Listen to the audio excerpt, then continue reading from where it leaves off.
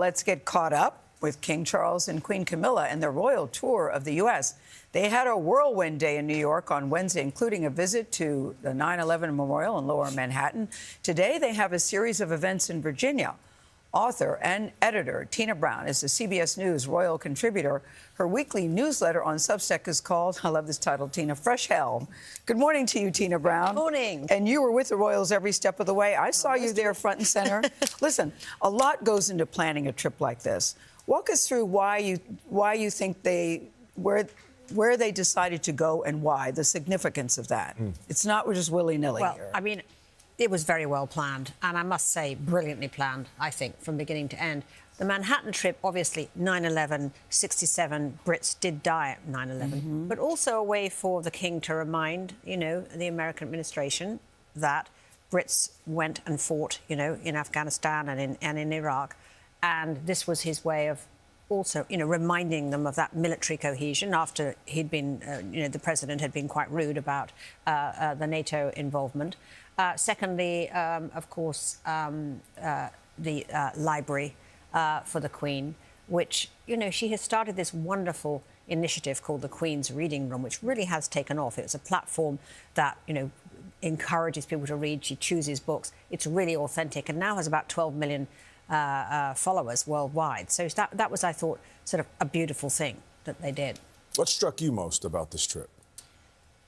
Well, I think what really struck me was how the King's speech was so good. I mean, I think that we all knew that he could ace this trip. I mean, God knows he's, 7 decades or something of this work.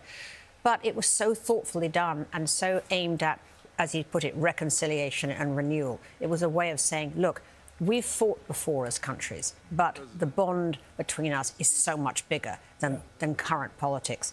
And I think what he really showed in the speech, essentially, was the meaning of monarchy. I mean, it's like how the King can represent his country while being above politics, but still bring the message of his country. It was sharp, measured, and deliberate. It was sharp, measured, and deliberate. And reminders of things that the monarchy and the British people writ large appreciate. Ukraine and the struggle there, NATO, climate change, issues that are not necessarily aligned with this current administration, but are larger for the monarchy and the British people. Well, that's correct. And also, the King would not have made a speech without mentioning those things. He has his own convictions. I mean, Ukraine is one of them. Don't forget that right after the bad scene at the Oval Office with Zelensky, the King invited Zelensky straight away for tea at Sandringham. He didn't have to say anything. It was just a gesture which said, we stand with you. So these are things he cares about. I thought it was very deft that he didn't use the word environment, which he knows is a kind of, at the moment, a kind of lurgy word with the Trump administration. He referred to safeguarding nature. I mean, who can be against nature, Right. So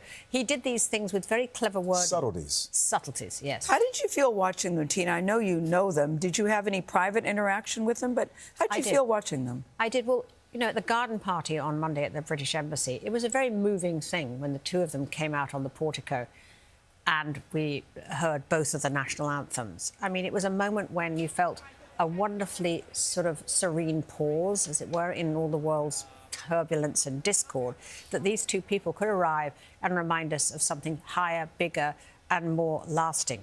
I thought that the King actually, given that he is suffering from cancer in remission, he looked very well, actually, and energy was high. I mean, he had a day full of engagements, and he's, 76, 7. I mean, it's absolutely remarkable that he can do what he did. And the Queen is just so full of drollness and humour, and she's so involved with supporting him. And she at the library yesterday, when I told her how good I thought the speech was, she said, "Oh, he never thinks he's any good." She was always thinking about how to bolster him, and it's very, very, actually very tender, as a matter of fact. Prince William and Princess Kate celebrated their 15th wedding anniversary. What have they done to impact the monarchy over the years?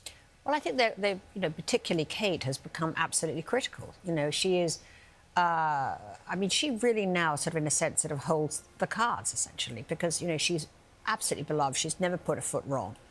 The fact that she's in remission from cancer, again, is hugely sort of empathised with, in the UK.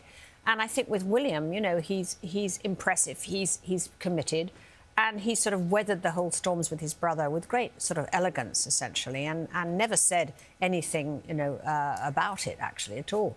So I think they've become so popular now that the monarchy is actually in a better place, despite all the kind of dramas, than it has been for quite a long while. Tina Brown, so great to have you with us, and we all look forward to the day when you can rename your Substack Stale Hell.